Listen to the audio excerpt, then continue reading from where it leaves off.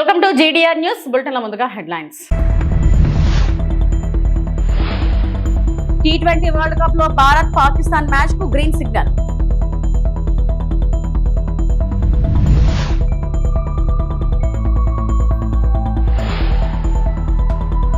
Parliament రక్షణ చర్చలు, రాహుల్ గాంధీ వ్యాఖ్యలు.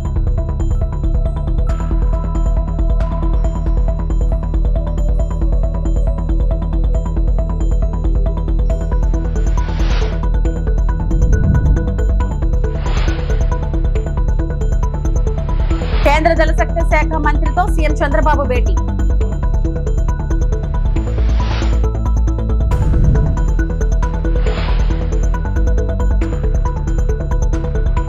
టీ20 క్రికెట్ వరల్డ్ కప్ లో భారత్ తో పాకిస్తాన్ మ్యాచ్ జరగడంపై BCCI vice president Rajeev Shukla సంతోషం వ్యక్తం చేశారు. ఈ సమస్యను పరిష్కరించడంలో ఐసీసీ కీలక పాత్ర పోషించిందని ఆయన అన్నారు. Pakistan cricket board Bangladesh cricket బోర్డుతో చర్చలు జరిపి క్రికెట్ కు ప్రాధాన్యం ఇచ్చేలా ఐసీసీ మంచి నిర్ణయం తీసుకుందని తెలిపారు.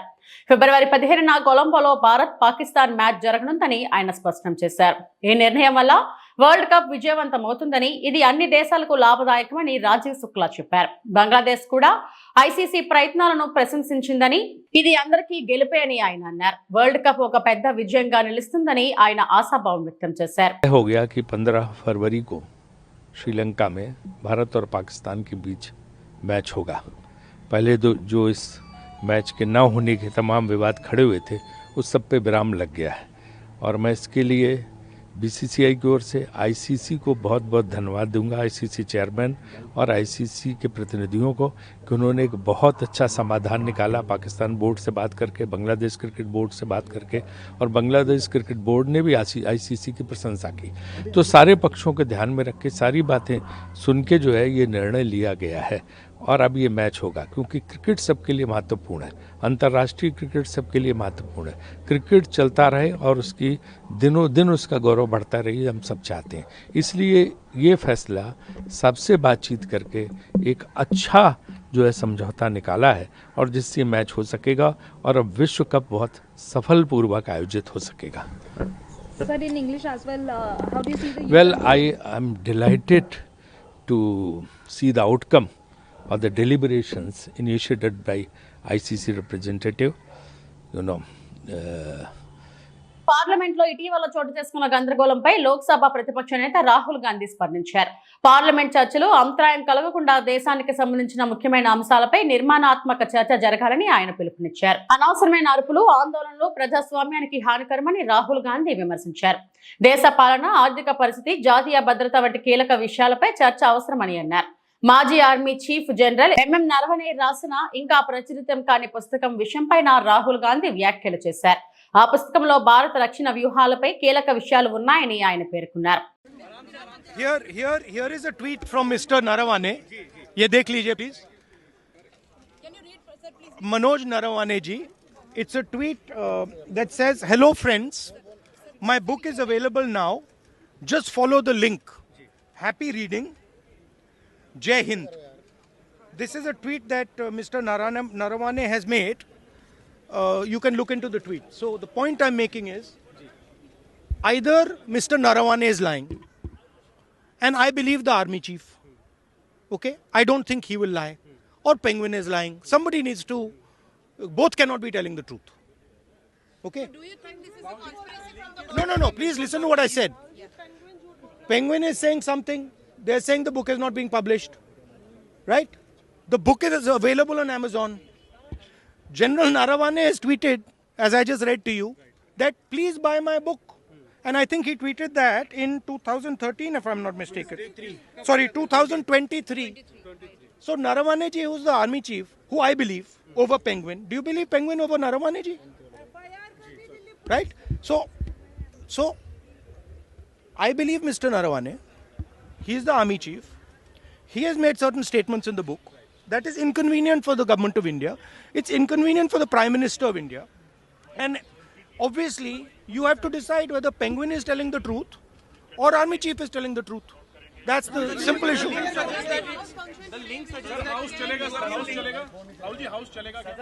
The central, देखिए, the central thing is, वो दिखाना जरा वो भाई वो पिक्चर दिखाना है, लाओ जरा, पोस्टर लाओ, दिस दिखाओ जरा, दिस इज द इमेज, ये दिखा दीजिए यहाँ पे, ये ठीक से दिखाइए, this is the image that you have to understand. ये हुआ है जो यूएस के साथ ट्रेड डील हुई है वो इस कारण हुई है।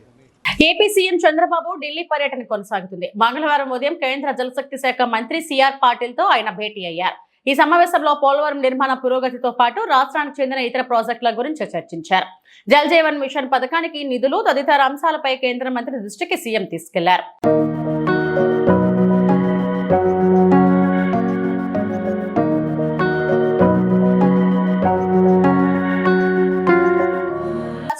జిల్లా ఉండి నియోజకవర్గం అభివృద్ధి ధ్యేయంగా దాతల సహకారంతో ముందుకు కొనసాగుతున్నట్లు డిప్యూటీ స్పీకర్ ఎమ్మెల్యే రఘురామకృష్ణంరాజు అన్నారు. నియోజకవర్గంలో ఉన్న పలు గ్రామాల అభివృద్ధిలో భాగంగా మహాదేవపట్నం గ్రామ అభివృద్ధికి కృషి చేస్తామని తెలిపారు. మహాదేవపట్నం గ్రామంలో మంచినీటి చెరువు పూడిక తీసివేత పనులకు శ్రీకారం చుట్టారు. అనంతరం హెల్దీ విలేజ్ క్లినిక్ సెంటర్ కు శంకుస్థాపన చేశారు.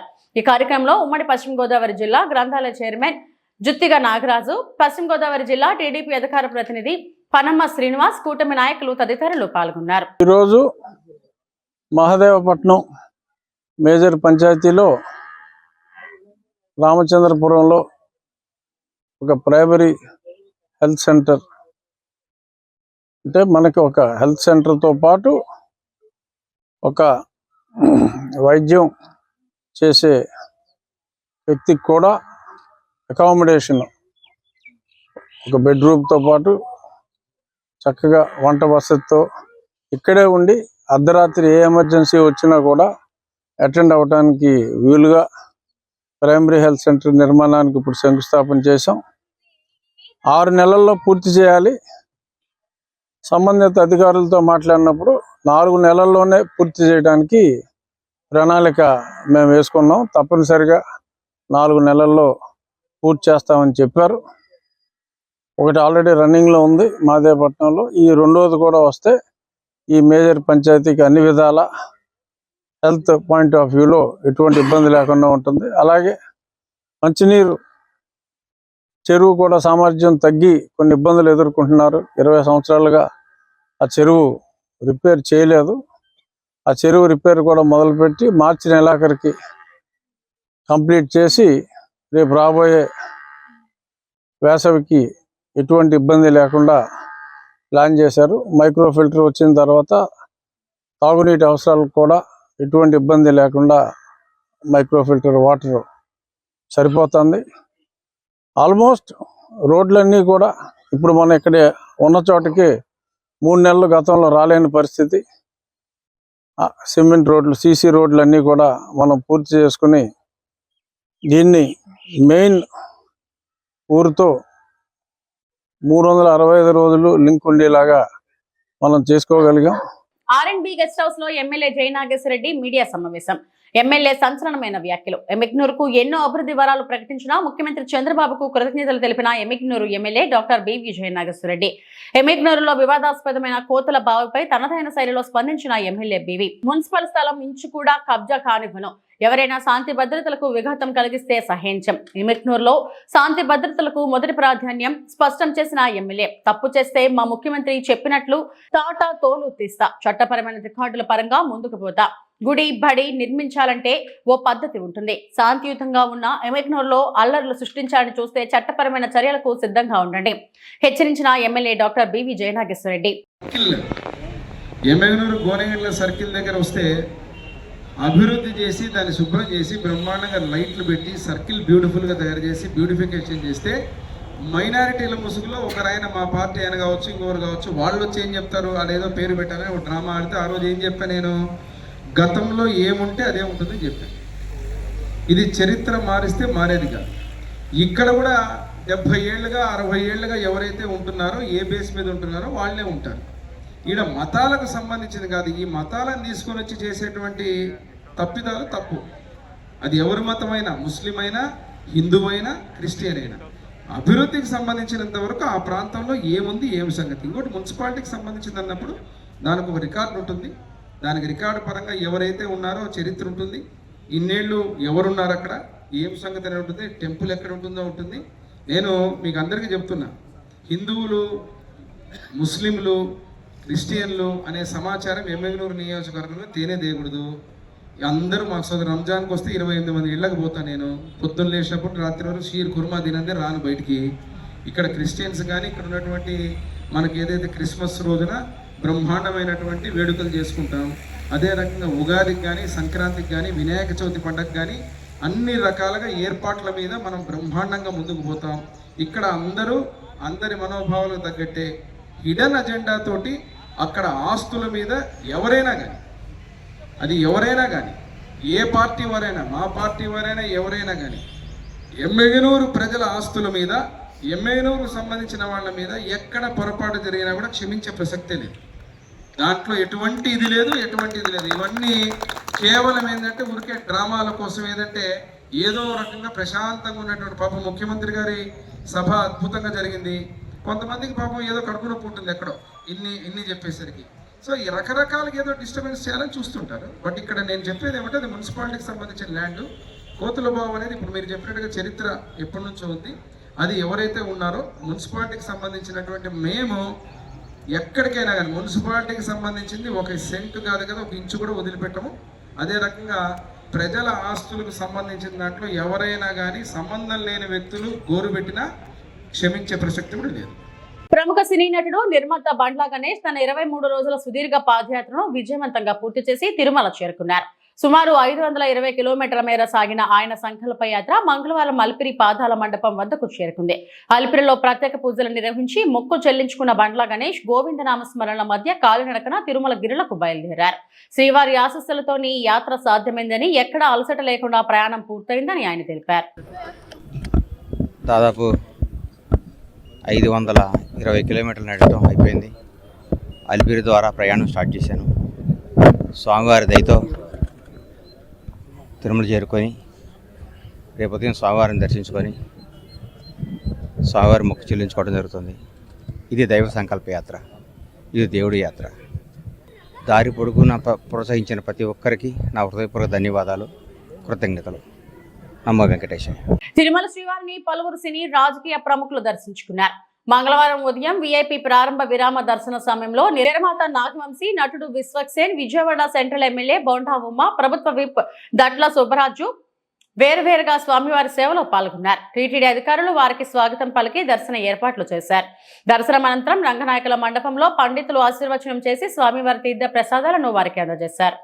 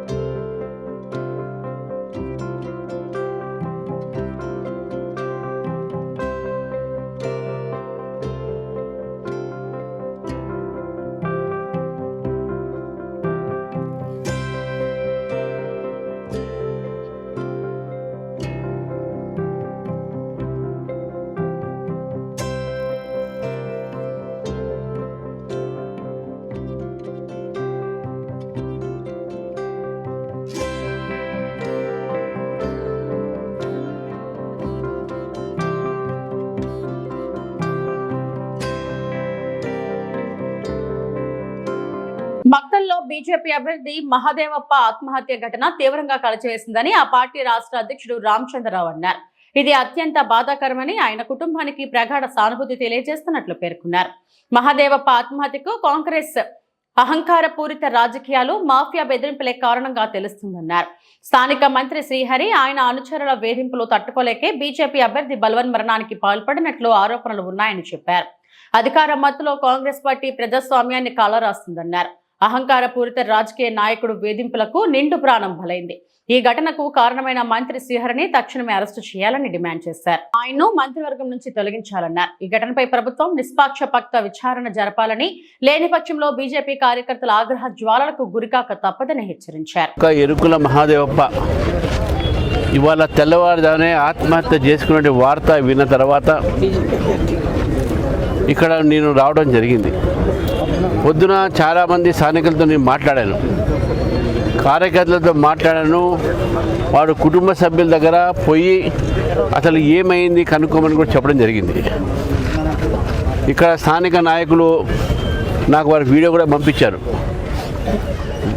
వారి చనిపోయినటువంటి ఒక భార్య ఆమె స్పష్టంగా చెప్పింది, ఎలక్షన్స్ ఉండగా నేను ధీమాతో గెలుస్తున్నాను, ఆ గెలుపు తప్పకుండా నేను గెలిచి ఈ యొక్క వార్డు పనిచేస్తాను, సేవ చేస్తానని చెప్పి నాకు వేధింపులు జరుగుతున్నాయి, భయపెట్టిస్తున్నారు, బెదిరిస్తున్నారు. కాబట్టే నేను గెలుస్తాను కాబట్టి నన్ను బెదిరిస్తున్నారు కాబట్టి ఆ భయంతో స్థానిక రాజకీయ నాయకులు కానీ, మినిస్టర్ కానీ, ఎమ్మెల్యే కానీ వీళ్ళ ఒక ఒత్తిడి వలన అతను ఆత్మహత్య చేసుకున్నట్టు భార్య పొద్దున చెప్పింది. మరి భార్య పొద్దున చెప్పినటువంటి ఒక వార్త ఈరోజు అన్ని టీవీ ఛానళ్ళు కూడా వచ్చినాయి. మరి ఈరోజు ఇప్పుడు ఇక్కడ రాగానే ఇక్కడ స్థానికంగా పోలీసులు ఎఫ్ఐఆర్ని కూడా మార్చడం జరిగింది. ఏంటి అంటే ఆమె సంతకం తీసుకున్న, చదువు రాదు ఆమెకు, దాంట్లో రాసి కింద సంతకం తీసుకున్నారు. దాంట్లో ఓడిపోతానన్న భయంతో నేను ఆత్మహత్య చేసుకున్నాడు మా ఆయన చెప్పి చెప్పడం జరిగింది. ఇది ఎంత అబద్ధము!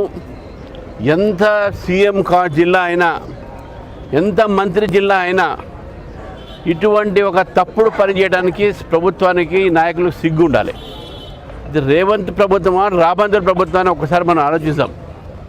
ఇది ఆత్మహత్య కాదు, ఇది హత్యగానే మేము భావిస్తాం. తెలంగాణ జాగృతి అధ్యక్షురాలు కల్వకుంట్ల కవిత ప్రభుత్వంపై తీవ్ర విమర్శలు చేశారు. తెలంగాణ మున్సిపల్ ఎన్నికల ప్రచారం సందర్భంగా ప్రభుత్వ విధానాలపై ఆమె ఆగ్రహం వ్యక్తం చేశారు. మున్సిపల్ బూతుల వర్షం ఆగిపోవడం సంతోషంగా ఉందని కవిత వ్యాఖ్యానించారు. పార్టీ గుర్తులు లేకుండా ఎన్నికలు జరిగితే బాగుండేదని అభిప్రాయపడ్డారు. ముఖ్యమంత్రి సొంత జిల్లాలోనే త్రాగునీరు, పారిశుద్ధ్య సమస్యలు ఉన్నాయని, ఈ కీలక అంశాలపై ఎన్నికల ప్రచారంలో చర్చ జరగలేదని విమర్శించారు. మున్సిపల్ ఎన్నికల్లో మంచి వ్యక్తులను ఎన్నుకోవాలని ప్రజలకు సూచించారు. సిద్దిపేట మున్సిపాలిటీకి మాత్రమే నిధులు మంజూరు కావడంపై ప్రశ్నలు లేవనెత్తారు. హరీష్ రావు ముఖ్యమంత్రి మధ్య ఏముందో ప్రజలు ఆలోచించాలన్నారు. రాష్ట్ర ప్రభుత్వం సంపద సృష్టించకుండా ఆస్తులు అమ్ముతోందని ఆగ్రహం వ్యక్తం చేశారు. రాబోయే బడ్జెట్లో అన్ని వర్గాలకు న్యాయం చేయాలని డిమాండ్ చేశారు. నిన్న మొన్నటి వరకు జరిగిన మున్సిపల్ బూతుల వర్షం ముగిసి చెవులకు హాయిగా ప్రశాంతంగా ఉన్నది. వడగండ్ల వాన పడిపోతే ఎంత ప్రశాంతంగా ఉంటుందో ఈ బూతుల వాన ఆగిపోవడం అంత సంతోషంగా ఉంది. ఈ పార్టీ ఆ పార్టీ అని కాకుండా ప్రతి ఒక్కరు కూడా అసలు ఇష్యూస్ పక్కకు పెట్టి ఈ తూకిత్తా అంటే తూకిత్తా అనేటటువంటి ప్రయత్నం చేసి ప్రజల వాళ్ళ యొక్క దృష్టిని మరల్చే ప్రయత్నం చేశారు. నిజంగా ఈ ప్రచార సరళి వింటే నాకేమనిపించిందంటే సర్పంచ్ ఎన్నికలు లెక్క మున్సిపల్ ఎన్నికలు కూడా పార్టీ గుర్తు లేకుండా జరిగితే బాగుంటుందేమో. ఎందుకంటే బీజేపీ జాతీయ అధ్యక్షుడు వచ్చిండు మహబూబ్నగర్కి ప్రచారానికి, కానీ ఇప్పటికి కూడా మహబూబ్ నగర్లో 2 నుంచి 3 రోజులకు ఒకసారి కూడా మంచినీళ్ళు రానటువంటి పరిస్థితి ఉన్నది. కానీ ముఖ్యమంత్రి గారు ఆ విషయం మాట్లాడలేదు, బీజేపీ జాతీయ అధ్యక్షుడు గారు ఆ విషయం మాట్లాడలేదు. మహబూబ్ నగర్లో ఒక 30 ఏళ్ల కిందనే 3 సిటీ బస్సులు తిరిగేటి, ఊరంతా తిరిగేది, పొద్దంతా తిరిగేది. ఆటోలకు ఇబ్బంది లేకుండా మంచిగా ప్రజలు బస్ ఎక్కి పబ్లిక్ ట్రాన్స్పోర్ట్ వాడుకునే పరిస్థితి ఉండే. ముఖ్యమంత్రి గారు ఆ విషయం ఎప్పుడు మాట్లాడారు. అట్లనే మహబూబ్నగర్లో ఉండే బస్ స్టాండ్ ఉంటుంది, అది మహబూబ్నగర్ అని కాదు నేను అనేది, ప్రతి మున్సిపాలిటీలో, ప్రతి మున్సిపల్ కార్పొరేషన్లో కూడా బస్ స్టాండ్లు కూడా బాగలేవు. ఇక గవర్నమెంట్ స్కూళ్ళు మున్సిపాలిటీలలో ఉన్నాయైతే కేవలం ప్రైవేట్ స్కూళ్ళకు విద్యార్థులను పంపించడానికి ఉన్నట్టుగా ఉంటాయి తప్పితే ఎందుకు కూడా అవి పనికిరావు. పిల్లలు తక్కువ, పంతులు ఎక్కువ ఉంటారు. చాలా విచిత్రమైన పరిస్థితి ఉంటుంది పట్టణాలలో ఉన్న గవర్నమెంట్ స్కూల్స్. అదేవిధంగా బస్తీ దవాఖానాలు, వాటి మీద నేనైతే ముఖ్యమంత్రి గారు మున్సిపల్ మంత్రి అయినప్పటి నుంచి ఇప్పటి వరకు కూడా ఎన్నడూ బస్తీ దవాఖానాల మీద రివ్యూ చేసిన పాపన పోలేదు, కనపడలేదు. దారుణంగా ఉన్నాయి బస్తీ దవాఖానాలు. కనీసం ఒక గోళీ కూడా లేనటువంటి పరిస్థితి, డాక్టర్లు లేనటువంటి పరిస్థితి ఉంది. ఆ ఇష్యూ మీద డిస్కషన్ జరగలేదు. అట్లనే అన్నిటికన్నా మేజర్ ఇష్యూ ఇవాళ డ్రైనేజ్ది. చెత్త గుట్టలు గుట్టలుగా చెత్త పేరుకపోయింది ప్రతి మున్సిపాలిటీలో, ప్రతి మున్సిపల్ కార్పొరేషన్లో. దాని గురించి మాట్లాడారు. మొన్న మేము ముఖ్యమంత్రి గారి సొంత జిల్లా ఆమన్గల్ పోతే పట్టణంలో పట్టణంలో చెత్తగుట్ట ఉన్నది, దాన్ని తీసేయమని ఆ ఎమ్మెల్యే గారు రిక్వెస్ట్ చేస్తున్నారు, మాలాంటి వాళ్ళం రిక్వెస్ట్ చేసినాం. ఇంతవరకు కనీసం పట్టణంలో పట్టింపు లేనటువంటి పరిస్థితి ఉంది. అనంతపురం వైసీపీ మాజీ ఎమ్మెల్యే జిల్లా అధ్యక్షులు అనంత వెంకటరామరెడ్డి మీడియాతో మాట్లాడుతూ సీఎం చంద్రబాబుపై తీవ్ర విమర్శలు చేశారు. 4 సార్లు ముఖ్యమంత్రిగా ఉన్న చంద్రబాబు రాజకీయంగా అభద్రతా భావంలో ఉన్నారని అన్నారు. ప్రభుత్వ వైఫల్యాలు, అవినీతిని కప్పపుచ్చుకునేందుకే డైవర్షన్ రాజకీయాలు చేస్తున్నారని ఆరోపించారు. శ్రీవారి లడ్డూలో కల్తీ జరిగిందని తప్పుడు ప్రచారం చేసి కోట్లాది హిందువుల మనోభావాలను దెబ్బతీశారని విమర్శించారు. లడ్డూ ప్రసాదంలో జంతు కొవ్వులు లేవని ల్యాబ్ నివేదికలు తేల్చినా CM Chandrababu, deputy CM Pawan కళ్యాణ్లు దుష్ప్రచారం ఆపడం లేదన్నారు. ఇచ్చిన హామీల అమలుపై ప్రశ్నిస్తే లడ్డూ అంశంతో ప్రజలను డైవర్షన్ చేస్తున్నారని అన్నారు. ఇప్పటికైనా చంద్రబాబు, కూటమి నేతలు క్షమాపణలు చెప్పి పరిపాలనపై దృష్టి పెట్టాలని అనంత వెంకటరామరెడ్డి డిమాండ్ చేశారు. ఈ రాష్ట్రంలో చంద్రబాబు నాయుడు గారి నాయకత్వంలో ప్రభుత్వం ఏర్పడి, కూటమి ప్రభుత్వం ఏర్పడి 20 నెలలు పూర్తి కావస్తారు. ఈ 20 నెలల్లో నేను అనుకున్నాను, దాదాపుగా చంద్రబాబు నాయుడు గారు రాజకీయాల్లో ఉన్నప్పటి నుంచి 40 సంవత్సరాల నుంచి నేను గమనిస్తూనే ఉన్నాను. ముఖ్యంగా అతను ముఖ్యమంత్రిగా 1995లో అయినప్పటి నుంచి, ఎందుకంటే నేను అప్పుడే పార్లమెంట్ సభ్యులుగా కూడా 96 అయినాను. అప్పటి నుంచి కూడా ఇప్పుడు గమనిస్తాను, అతను ఇప్పటికే 4 మార్లు ముఖ్యమంత్రి అయ్యాడు. సమైక్య ఆంధ్రప్రదేశ్కే 2 మార్లు అయినాడు, విడిపోయిన ఆంధ్రప్రదేశ్కి కూడా 2వ మారు కూడా ముఖ్యమంత్రి అయినాడు. ఎప్పుడు కానీ అతను రాజకీయంగా ఇంత అప్రదతా భావం లేక ఎప్పుడు పోయిందని ఎప్పుడు గమనించలేదు. ఇంత పెద్ద ఎత్తున ఎప్పుడు ఇంత పూర్తిగా కూడా ఇప్పుడు అతని పైన అతను నమ్మకం లేకుండా పరిస్థితుల్లో రాజకీయంగా కూడా ఈరోజు చంద్రబాబు నాయుడు గారు ఉన్నారు. ఈ 20 నెలల్లో ఆయన ఇచ్చిన హామీలు ఎక్కడ కానీ అమలుపరచుకోకుండా, పూర్తి స్థాయిలో కాదు, కేవలం ఒక 2-3 హామీలు తప్ప మిగతా స్థాయిలో కూడా పూర్తిగా కూడా వైఫల్యం చెందాడు. ఆ వైఫల్యాలను కప్పిపుచ్చుకోవడానికి ముఖ్యంగా వారు ముఖ్యమంత్రి, ఆయన తనయుడు, మిగతా ఈ ప్రభుత్వం చేస్తున్న అవినీతిని కప్పిపుచ్చుకోవడానికి డైవర్షన్ పాలిటిక్స్ మాత్రమే 20 నెలల నుంచి కూడా చేస్తూ ఉండేది కూడా అందరూ కూడా ఈ రాష్ట్రంలో కాదు, ఈ భారతదేశం అంతా కూడా గమనిస్తూ ఉన్నారు. టీటీడీ ట్రస్టులకు 30 లక్షల విరాళం. శ్రీవారి ఆలయంలో టీటీడీ చైర్మన్ బిఆర్ నాయుడుకి విరాళం అందజేత. డీడీని అందజేసిన హైదరాబాద్ కు చెందిన smart software Mohan industries MD Yelamanchili Madan Mohan రావు.